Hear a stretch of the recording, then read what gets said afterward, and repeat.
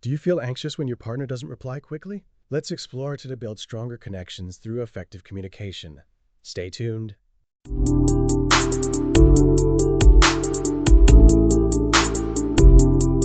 Welcome to Cheap Talk. Today we're diving deep into something super relatable: the desperate need to be acknowledged, to be responded to, and how agonizing it is when our texts, messages, or even our emotional bids for connection just hang in the air, unanswered. It's like emotional purgatory, right? Totally. It's almost a universal experience, yet we often feel so alone in it. This article we're discussing highlights just how fundamental this need for responsiveness is. Exactly. The article opens with people sharing their experiences, the overthinking, the anxiety, even relationships ending because of this unmet need. It's intense. And that feeling of not being seen, not being valued, oof, it's rough. It really is, and sometimes it's even worse when you see them active online elsewhere, right? Like they have time for everything but you. Ouch. Double ouch. The article calls it a need for closure. Like, we need that reply to complete the loop, to feel secure. Without it, our minds race and we question everything. Are we the problem? Are we not worthy of love? It's a spiral. For sure. And that constant state of uncertainty can be utterly exhausting. Yeah, it drains your emotional battery. The article mentions a study with monkeys, baby monkeys isolated from their moms and peers. They grew up unable to connect, to form relationships. It's hardwired, this need for response, for connection. Fascinating, right? And so relevant to our human relationships. We all crave that sense of security, that safe base, as the article calls it, to feel connected and supported. Absolutely. And when that's missing, we start questioning everything. The article cleverly points out that it's not about being needy, but about a core human need. It also delves into what responsiveness actually means. It's not about instant replies or constant attention, but genuine connection. Oh, tell me more about that. Well, it's about understanding your partner's needs, what they're really saying. Sometimes it's practical support, other times it's just emotional validation, like, I'm here for you. Yeah, it's about quality over quantity, I guess. A thoughtful response versus a quick lull. Precisely. And being direct about our needs. The example in the article is brilliant. Instead of hinting about feeling unwell, just say, hey, can we hang out at my place this weekend? Clear communication is key. It sounds easier said than done for some people, though, right? Vulnerability and all that. Right, it takes practice. The article also suggests setting clear expectations. Talk about those crucial moments when you really need each other.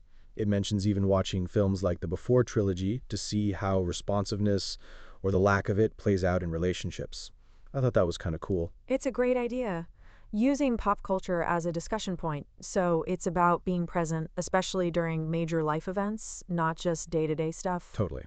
And when you can't respond immediately, just a quick explanation later goes a long way. It shows you care, you haven't forgotten them. It's about that reassurance. A simple, hey, sorry, crazy day at work can make all the difference. So much of this comes down to empathy, understanding where the other person is coming from, what they really need from us in that moment, or even just acknowledging their attempt to connect. Exactly. If you're resonating with this conversation so far, don't forget to hit that like button and subscribe to Cheap Talk for more deep dives into everyday life. And let us know in the comments what your experiences are with this whole responsiveness thing. We'd love to hear your thoughts. We're all in this together, trying to navigate the complexities of human connection. So, digging deeper into this whole responsiveness thing, it's fascinating how much research backs up this idea of needing connection. I mean, we touched on the monkey study, but there's so much more to it, right? Yeah, absolutely. Like this 2010 study in the Journal of Personality and Social Psychology really dives into how responsiveness builds strong relationships. It's not just about feeling good, it's about the actual quality of the connection. Right? And that makes total sense. When someone is consistently responsive to our needs, whether big or small, it builds trust, intimacy. It just strengthens the bond overall. It's like, hey, this person gets me, they're there for me. Totally. It's like having a secure base, that safe haven we talked about earlier. Clark and LeMay's work on close relationships, also from 2010, really emphasizes that aspect of feeling secure and supported. Oh, for sure. And it's not just romantic relationships either. This need for responsiveness plays out in friendships, families, even work relationships. I was reading this interesting piece by Garden from 2007 about collaboration and how responsiveness affects group dynamics, even in multicultural settings. Fascinating stuff. It is. It's like a universal language of connection, you know? And it's not just about being responsive, but about perceiving and understanding the other person's emotions accurately, right? Exactly. There's a 2020 study by Gregory, Anderson, and Gable. They found that people who are better at reading emotions are also more likely to provide the right kind of support. It's like they know what the other person needs without even being told. It's like emotional intelligence in action. Right? It's not just about saying, oh, I'm sorry you feel bad. It's about actually getting it, understanding the nuances of their feelings. Totally.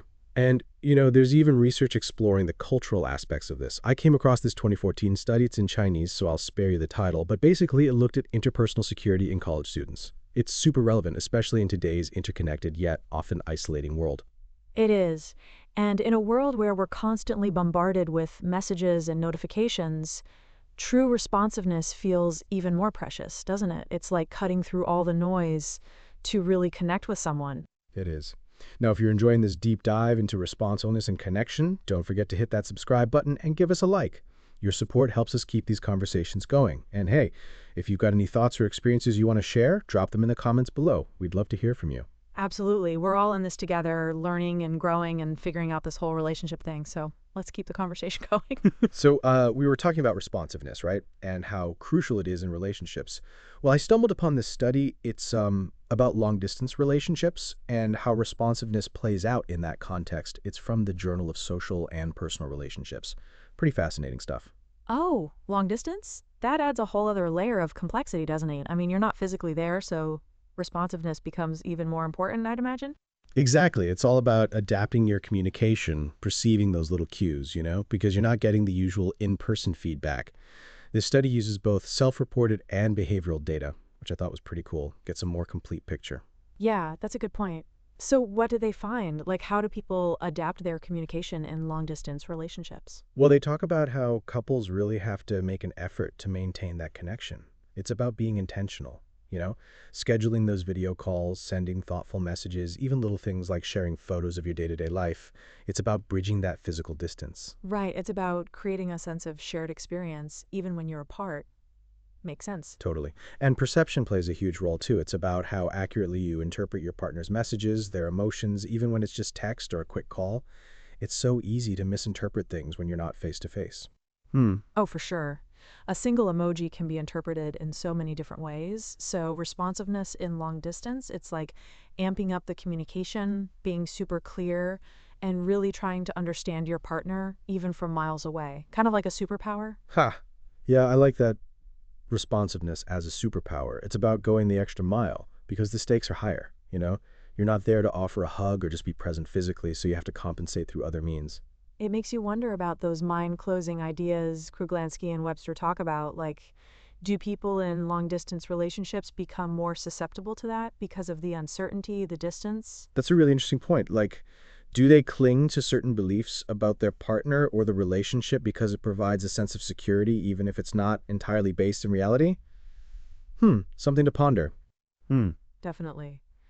And thinking about Kuiper's work on teams responsiveness is essential there too, isn't it? Even if everyone's in the same office, there can still be communication breakdowns if people aren't responsive to each other's needs and contributions. Oh, absolutely. That's a great parallel. It's about acknowledging each other's efforts, providing support, and creating a sense of psychological safety, regardless of the physical distance. It's all connected. For sure. Now, before we go too far down that rabbit hole, let's quickly touch on Reese, Clark, and Holmes' work. They talk about perceived partner responsiveness as key to intimacy and closeness. How does that fit into this whole picture? Well, it circles back to what we were discussing earlier about feeling seen, feeling understood. That perception of responsiveness is so crucial for building a strong bond, whether you're in the same room or across the globe.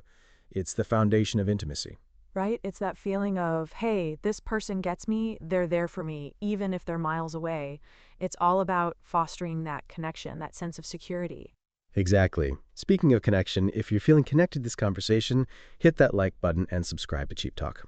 We appreciate your support. And let us know in the comments what your experiences are with long-distance relationships, or any relationships for that matter. We'd love to hear your thoughts. Absolutely. Let's keep this conversation going. We're all in this together, navigating the ups and downs of human connection. And who knows, maybe we'll discover a few more relationship superpowers along the way. So picking up on this thread of perceived responsiveness, it really makes you think about how powerful that feeling of being understood is, right? Like Race and Clark in 2013, they really nailed it when they talked about responsiveness being so central to close relationships. Yeah, it's like knowing someone's got your back, that they're attuned to your needs, even the unspoken ones. It's huge. It's like that secure base we keep coming back to. Totally. And it reminds me of something else I was reading about this idea of perceived partner responsiveness. It was in the Handbook of Closeness and Intimacy, a chapter by Reese, Clark, and Holmes. They really dive into how crucial that feeling of being seen and understood is for intimacy and closeness. Oh. So it's not just about being responsible, but about your partner feeling like you are? Precisely. It's all about perception. Even if you think you're being super responsive, if your partner doesn't feel it, then, well, it doesn't really count, does it? That's such a good point. It's like you might be showering them with gifts or whatever, but if they need something else entirely like emotional support or just someone to listen, then all those grand gestures kind of miss the mark. Exactly. And I think that ties in beautifully with what we were saying earlier about different love languages, different ways of expressing and receiving affection. Responsiveness is about speaking your partner's language, understanding what they need in that specific moment. For sure. Like sometimes a simple I hear you is more valuable than a diamond necklace. It's about being attuned to their emotional state. And that kind of attunement is what builds trust, right? Like, okay, this person really gets me. Absolutely. It creates that sense of safety, that secure base where you can be vulnerable, you can share your deepest fears and insecurities without feeling judged. It's the bedrock of a healthy relationship. It is. And on that note, let's talk about a different kind of distance, the digital kind. Remember that 2004 study by Smith and Williams about ostracism via text message? Are you there? It's still so relevant today, even with all the new ways we have to communicate. Oh, wow, yeah. That one was kind of brutal. Imagine being deliberately ignored via text. It's like a modern form of social exclusion, isn't it? And we're all carrying these little devices that can deliver those tiny daggers of rejection straight to our hearts. It's almost worse than being ignored in person, right? Because you see them online, you see their little green dot taunting you, and yet silence? Yeah. And that feeds into the uncertainty, the overthinking. Why aren't they replying? What do I do wrong? It's agonizing. It's that need for closure we talked about earlier, amplified by technology. Totally. It's a vicious cycle. And what about those early studies with the baby monkeys, Suomi, Delizio, and Harlow? They showed how devastating that ledge of responsiveness can be, even from a very young age. Oh man, those poor little guys. It's heartbreaking to think about how that early deprivation can impact their ability to form healthy attachments later in life. It underscores just how fundamental this need for connection is. Right? It's woven into our very being. Speaking of being woven, if this conversation is resonating with you, don't forget to like and subscribe. Your support helps us keep Cheap Talk going. And let us know in the comments, have you ever been ghosted via text? How did it make you feel? We're all ears. So, we were talking about responsiveness and how vital it is. And I came across this fascinating study about monkeys, specifically how they deal with like separation and depression. It's from the American Journal of Psychiatry. Really sheds light on how deep this need for connection goes. Oh, the monkey study? Yeah, I remember reading about that. They basically found that baby monkeys who are isolated, like taken away from their mothers, they develop these depressive symptoms, right? It's like they just shut down. Exactly. And the key here, the thing that helps them recover, is responsiveness. Like when they're reintroduced to a social group, if they're met with, positive interactions, grooming, play, that's what helps them bounce back. It's not just about being in a group, it's about the quality of the interaction. Right, it's that feeling of being accepted, being cared for. It's like, okay, I belong here, I'm safe. It goes back to that secure base idea, doesn't it? Totally. And it makes you think about how crucial responsiveness is for us humans, too. Like when we're going through a tough time, it's not enough to just be surrounded by people. We need that genuine connection, that sense of being understood and supported. Kind of like those monkeys, right? Absolutely. It's like a listening ear, a warm hug, a knowing look. Those little things can make all the difference. It's that feeling of being seen, of being valued, that really helps us heal and recover. Exactly. And speaking of being seen and valued, I love this quote I stumbled upon. People will forget what you said, people will forget what you did, but people will never forget how you made them feel. It really highlights the power of responsiveness, of making that genuine connection. It's from Let me see. Oh, yeah. It's attributed to Maya Angelou. Oh, wow, that's powerful. And so true. It's not about the grand gestures, it's about those small moments of connection, those little acts of kindness that really resonate with people. It's about making them feel seen, heard, and understood. Precisely. And that's what responsiveness boils down to, isn't it? Seeing, hearing, understanding, and then responding in a way that shows you care. It's like completing that emotional circuit. Totally. It's like acknowledging the other person's presence, their humanity. It's that simple, I see you, that can make all the difference. It's the foundation of empathy, of genuine connection. It is. And speaking of connection, if you're feeling connected to this conversation, don't forget to hit that like button and subscribe to Cheap Talk. Your support helps us keep these conversations going. And hey, let us know in the comments, what are your thoughts on this whole responsiveness thing? We'd love to hear from you. We're all in this together, trying to navigate the complexities of human connection. Absolutely. Let's keep the conversation going. Thanks for tuning in to Cheap Talk. And remember, a little responsiveness goes a long way. Until next time.